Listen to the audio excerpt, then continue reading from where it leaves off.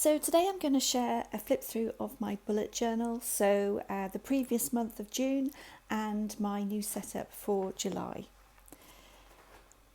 I actually use this leather cover is from Chic Sparrow. I also have some covers from Start Bay Notebooks. Both I really love, both work really well. I use a Rodeo Gold Book for my bullet journal. So this is my setup for June. Before I start a new month, I always do a reflection of the month before. I always like to do a nice cover page, and I like to theme my month. So this month, my bullet journal's been themed around planets and galaxies, and I've used a combination of some of my own cutouts and journal kit that I created alongside some of Helen's lovely printables as well. So I always start the month with a calendar view, which I can just note down any particular events or meetings that I have that month. And then I have my main task list, which I split up to sort of regular tasks, and then I always pull out my priorities, and I pull out about 8 priorities for the month. And then I also include a couple of goals as well. Usually I pick a work-related goal and a personal goal. Then I have my gratitude or thankful diary, which I try and make an entry every day and think about what I am particularly grateful, thankful for on that particular day. Then I've got my habit tracker, which I use a pattern to sort of tick off each day, which I know that Helen uses, and a couple of other bullet journalers use the same sort of patterning, which I think is really nice, especially when you've got a full good month. This June was not so good, but I list all the habits that I really want to try and build on for that month. I include it in my habit tracker. If after a few months I feel I've really embedded that habit, then I tend to then drop it off.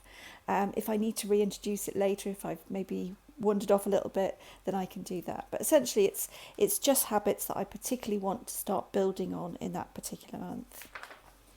Then I set up my Instagram schedule. So this just gives me some guide. It doesn't necessarily it's not exactly very strict, but I usually sketch it in pencil, and then as I post, I then write in pen what I've actually posted on that day. But it just gives me some idea. I try and post on a daily basis, and I try and keep my posts fairly varied as much as possible, and I always try and include at least 1 or 2 videos as well. This I started a couple of months ago, and it's been really good for me because it's given me some sort of direction and keeps me on track in terms of what I want to maybe try creatively. So I've started listing my creative ideas or things that I want to try that particular month, or journaling ideas, including prompts or maybe quotes that I like that I want to include in my journals. I also have a blog, so I jot down any ideas I have for that month for blog posts.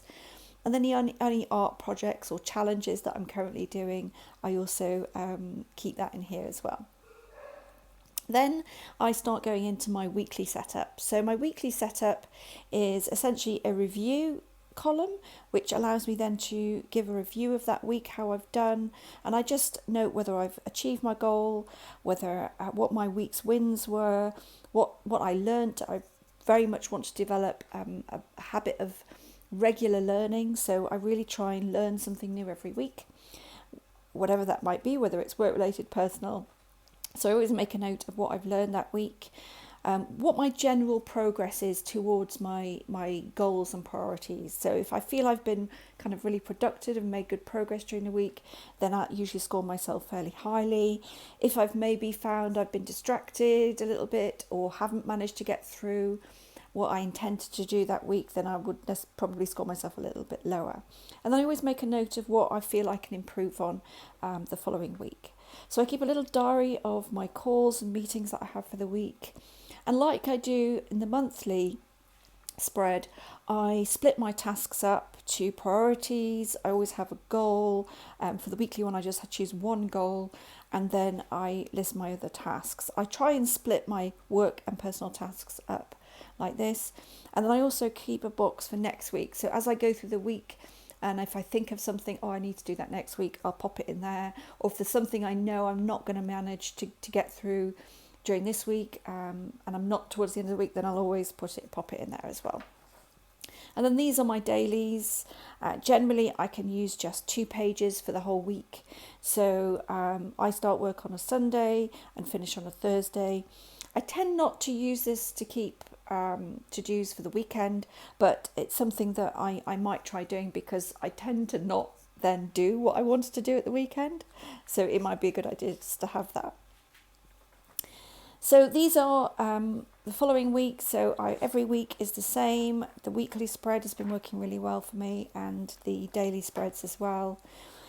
In between my weekly spreads, I may include other pages where I want to track something, or as the bullet journalists call them, they're called collections.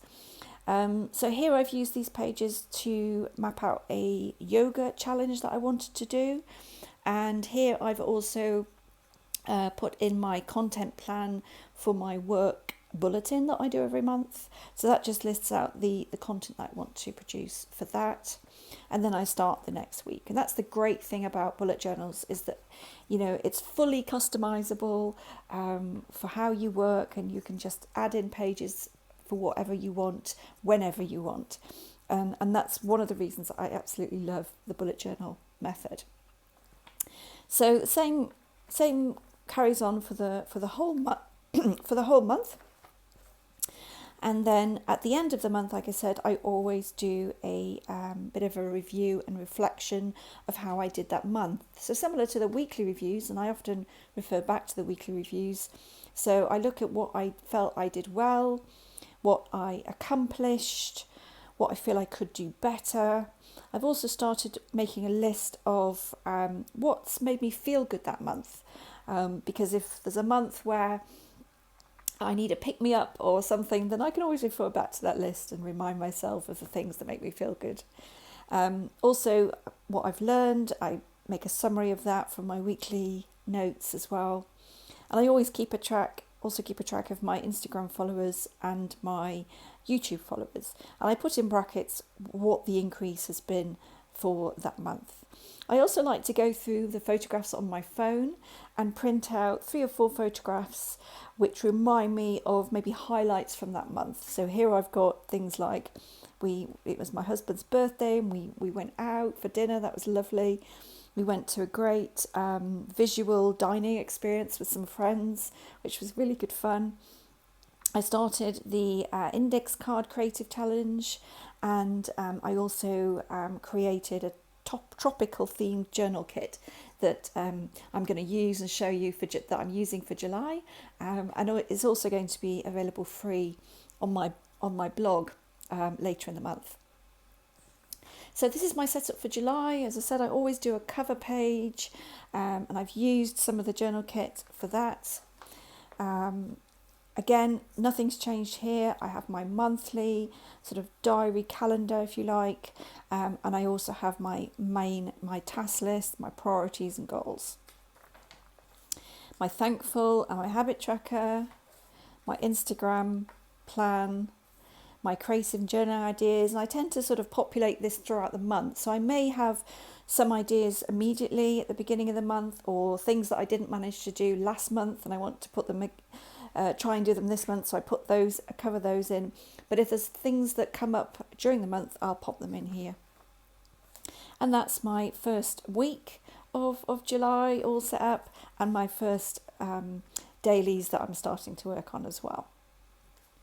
So that's my quick flick through of my bullet journal. I hope that's maybe hopefully inspired you to either start a bullet journal yourself, There's lots of information on bullet journaling on Instagram, Facebook, etc., which is very helpful. I'll put a couple of links down below as a reference point as well. Thanks for watching. Bye for now.